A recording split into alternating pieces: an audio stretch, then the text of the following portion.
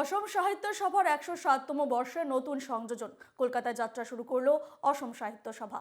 সোমবার অসম সাহিত্য সভার কলকাতার শাখা উদ্বোধনী অনুষ্ঠানে উপস্থিত ছিলেন অসম সাহিত্য সভার সভাপতি ডক্টর সূর্যকান্ত হাজরিকা, সম্পাদক প্রফুল্ল বর্মন প্রমুখ। এই অনুষ্ঠানে উন্মোচন করা হয় লক্ষ্মীনাথ বেজবরুয়ার নাট্য সংকলন আমার লক্ষ্মীনাথের বাংলা সংস্করণ আমাদের লক্ষ্মীনাথ। কলকাতাতে বা পশ্চিমবঙ্গে এই অসম সাহিত্য সভার কোনো শাখা ছিল না। ইতিমধ্যে আসামে প্রায় ১,০০০ এই সভার শাখা আছে। ভারতবর্ষের বিভিন্ন শহরে আছে বা পৃথিবীর অন্যান্য শহরেও, যেমন আমেরিকায় আছে, ইংল্যান্ডে আছে, বা ভারতবর্ষে দিল্লি, আপনার আহমেদাবাদ, মুম্বাই, বেঙ্গালুরু ইত্যাদি জায়গাতে আছে, কিন্তু কলকাতাতে এর শাখা ছিল না।